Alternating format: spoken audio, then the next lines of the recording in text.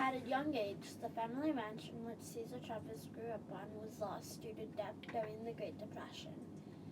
They moved to California to become migrant farm workers. This was the first house that they bought in a small community called Salas Bretas, which means escape if you can in Spanish.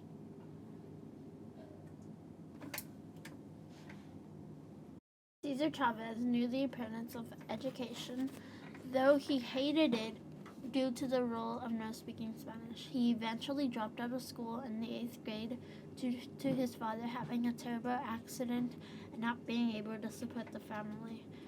He then saw that he was getting nowhere, so he joined the Navy in World War II.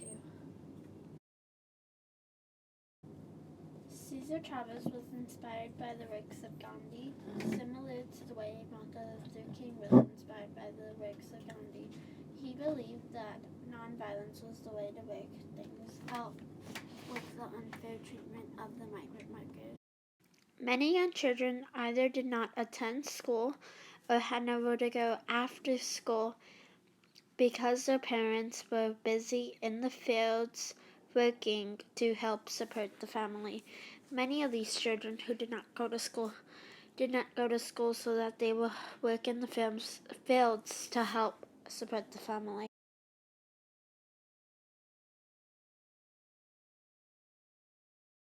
Cesar Chavez of the United Farm Workers Association had a lot of boycotts go on, but the most memorable was the Grape Boycott.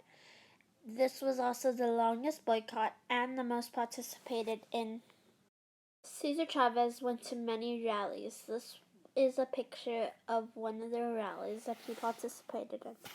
As you can see in the picture, there are many people of many races and ages. This was not just about the Mexicans. This was also about farm workers in general. Cesar Chavez had many followers and supporters, not just in and with the farm worker community.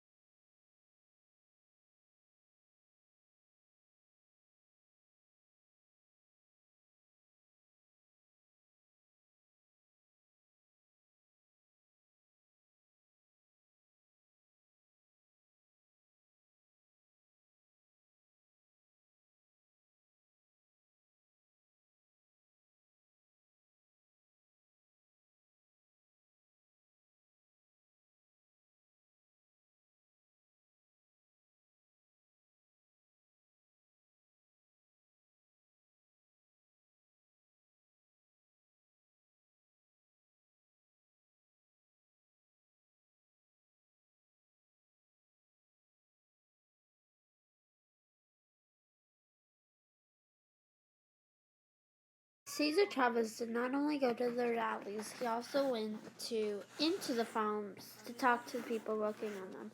He understood what they were going through, and he wanted them to understand that he was not just all talk no game, that he was willing to do whatever it was to get equal rights for all farm workers, and from the farm workers to the growers. He understood the struggle, and many of them sometimes never got out of the situation. You would have a son follow in his father's footsteps into being a farm worker again. And he understood that because that's where he came from. He understood that just because you go to school probably longer than anyone else in your family does not mean that you're going to get out of the situation that your family is in. And that is the one thing he was fighting for equal rights, so that the children of these migrant workers were able to get better schooling education and better opportunities, so they would leave the situation that their family is in and go out into the world and actually make a change and a benefit.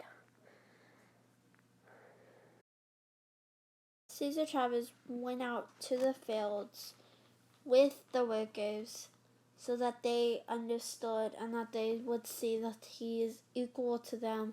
He's not over them in class, and he does not see that he is better than them in any way. He went out there to show that we're equals, we want the same thing. We want, for one, the next generation to either follow in our footsteps, have better treatments, or for the next generation not to have to follow into our footsteps. That is why he went out into the farms to talk to the workers about better wages and better working conditions and better housing, better education, and just overall better treatment from the growers to the farm workers that work on the farm for them. Cesar Chavez saw and also experienced what it was like to live in these housing conditions. He knew what it was like to not know where your next meal came from, or to know having the same pot of beans every day. He understood what these workers were going through because he had experienced them. One, in his everyday life, and two, when he was growing up. He understood what the farm workers wanted because he wanted the same things for them. And when he talked to them, he understood more of their story and more for the reason why they wanted what they wanted. That's what the causa was. La causa was. It was the cause, the reason why.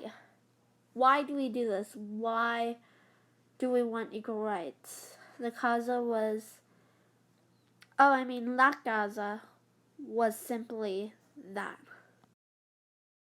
The United Farm Workers Association had its own newspaper so that it will be able to reach the people that Cesar Chavez and the other many equal rights activists that they just weren't able to reach due to time, location.